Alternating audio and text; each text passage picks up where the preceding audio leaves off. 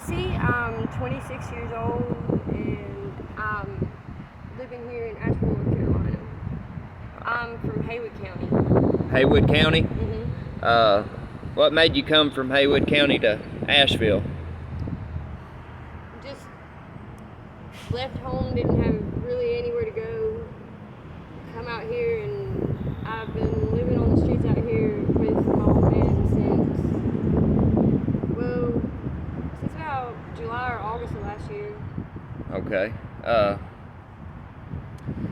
So you were born and raised in Waynesville? Mm-hmm. Yeah. I lived on Alice Creek all my life. Alice Creek, yeah.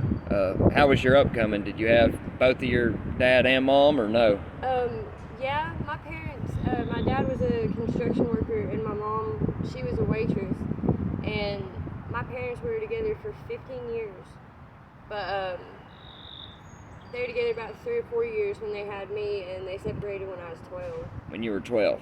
So who did you stay with? My grandparents mostly. Grandparents, yeah, okay. Yeah, I did too. All right. Do you consider you having a good childhood or no? It was okay. Yeah. Yeah, my mom and my grandparents, my papa was a preacher and my grandma was a Sunday school teacher, and they're just really loving and just awesome. Like, they spoiled the grandkids, you know what I mean? Yeah, I got you. Yeah. Yeah, that's the same way I kind of had it. I, grew up with my grandparents. Like you say, it was all right. Yeah. Yeah. But I do wish mom and dad was around, right? Mm-hmm. How do you feel about Asheville?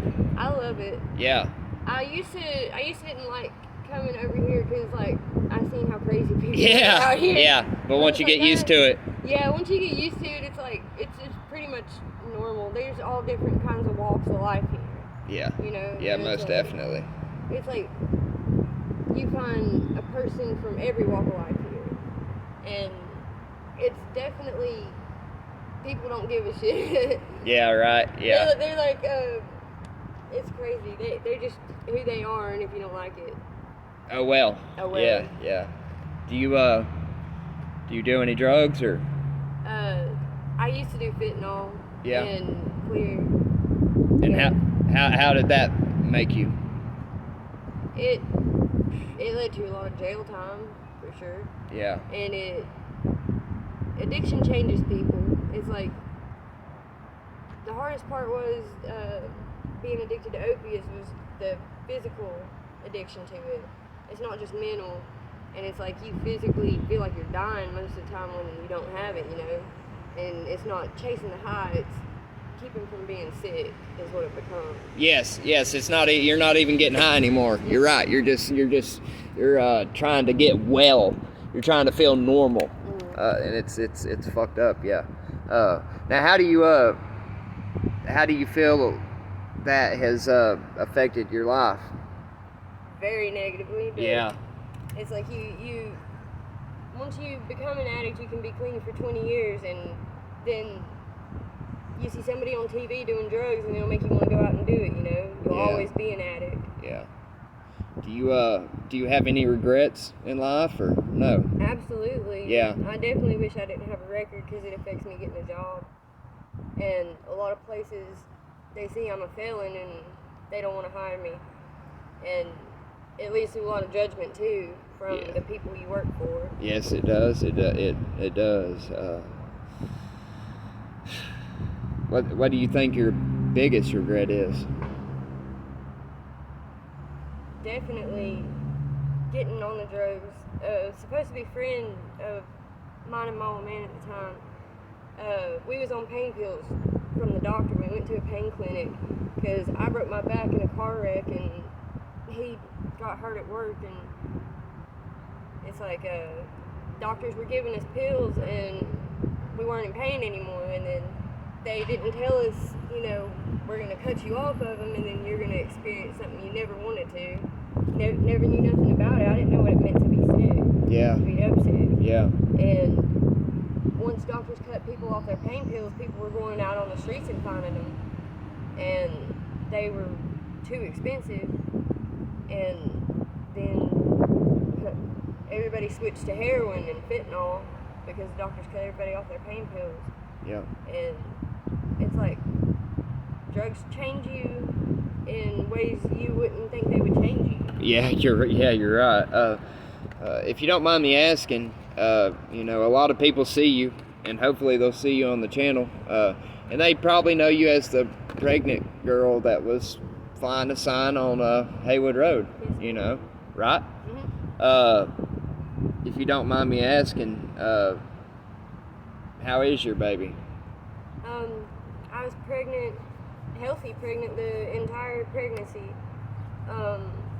I didn't find out I was pregnant until the day after I got evicted from my house, and it was really stressful because, you know, I got diagnosed with ovarian cancer when I was 21, and it was really hard, you know, and I went through a whole addiction with pain pills and then heroin, and it's like I got clean because I wouldn't want my baby to have to suffer through an addiction like I did and it not be his choice or her choice, you know? Yeah. And so I got clean for 14 and a half months, and I still smoke weed. Yeah. Okay. But I carried the baby throughout my entire pregnancy, and he was healthy and everything. But 2 days before I went into labor, I guess he died because he was stillborn. Sorry to hear that. I'm sorry to hear that. It's okay. And how long ago has this been? 5 months. 5 months. Thank you. Yeah, I'm sorry to hear that, Jesse. It's okay. It's hard because that was gonna be my first kid, you know. Mm-hmm. And I was really excited, and so was my husband. Like we were happy because it was making us straighten up our lives, you know. And it's still hard. It's very hard, but it gets better with time, I guess.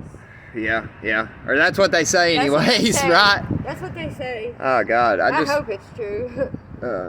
I want to say that you're a trooper, you know, and all of West Asheville, you know, they definitely know you. And I really admire you, you know. Thank you. Really. I think everybody does, you know, and if they don't, then, oh well, you know.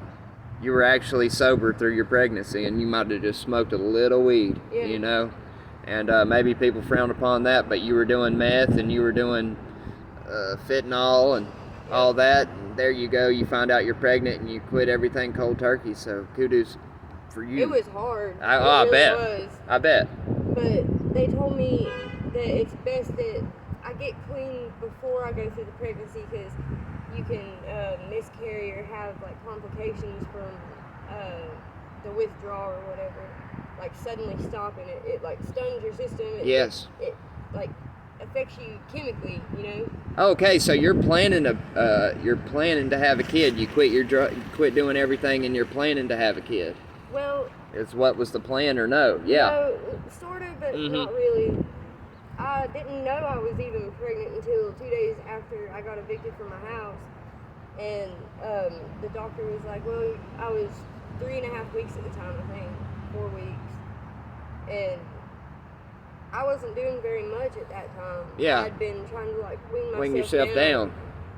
And because it's hard because you have to go out every day and you have to hustle some type of way to get your money.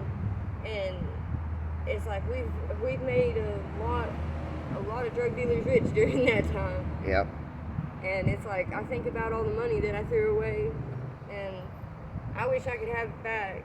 Because I'd much rather have a house and have a car and have a nice life, you know, where I can work a normal job and I don't have to wake up every day worrying about being sick and whether or not, because when I come out here and fly a sign, it's like, it's a gamble whether or not I'll be well that day, you know. And it's like, we don't just spend our money on drugs, you know, we bought things we needed, you know, we set up camp, and it's like, we would go buy cigarettes and food and drinks and things we needed too, you know. Yeah, I understand. Yeah, most definitely. Yeah.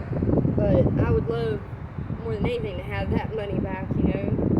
It's ridiculous. At the time, it don't seem like making $50 is a whole lot of money.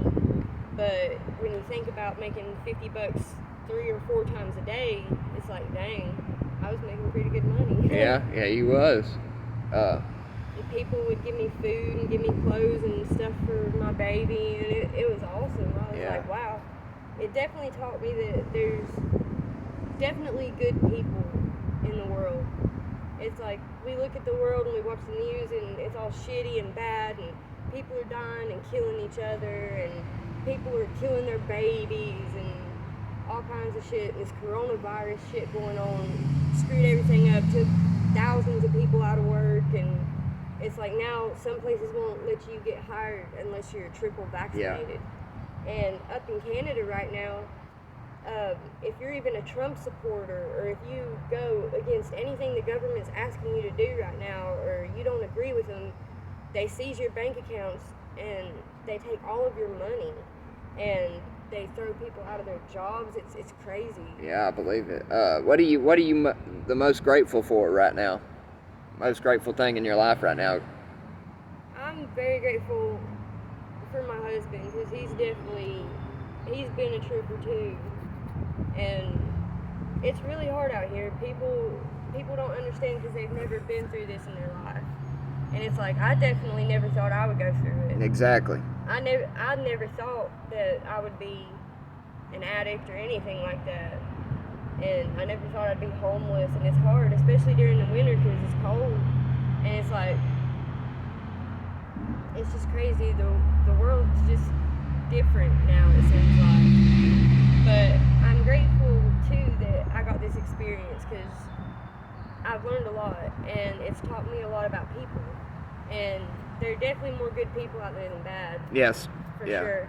People do have a heart, and it's like, I've noticed the people that help the most, they don't have it to give. Exactly. Yeah, thank you. Thank you for saying that too. Yeah. A lot of people don't know that, but that is so true. Thank you for saying that. And it's like, if you fly a sign or you panhandle or anything like that, you definitely depend on people, to have a good heart and to be kind and see that you're struggling and want to help their fellow man, Yep, yeah. Because people think all homeless people are drug addicts, or they're drunks, or, they just don't give a shit, they won't work. And it's not like that. Yeah, it's not all because true. Most of us had nice homes and nice cars, and we were well off in life, and had a lot of things that most people didn't think we had at one time. Yeah. And we ended up losing it somehow, or it gets taken, and it's like your whole world changes. Yes. But a lot of the people that don't have it to give, they're the most kind, for sure. And I've definitely developed relationships with all these people. Yeah, good. I'm proud of you, and I'm Thank glad you. that you're still out here and you still look good. So, Thank you. Keep doing whatever you're doing. I will. Definitely. If there's anything that you can say to these people out here, maybe there'll be 50 views. Maybe we'll get lucky and be 50,000 views. But I hope so. Is there anything that you want to tell them about just you in general, or Just how it is out here for you, for being homeless and trying to get by? You definitely gotta have faith, because I grew up in church all my life, and I have a relationship with the Creator, and I know for sure that I have a plan, I have a purpose, and a destiny, I guess. There's a reason I'm here, and there's a reason I've survived everything I have. Yes. Because I'm supposed to do something great in this life, Most definitely. And you gotta have faith that, you'll live to fight another day. For sure. Yep. Alrighty, Jesse. I appreciate the interview. No problem. Alright. I'll definitely let people know about it. I'll get some people together for you. Thank you. No problem.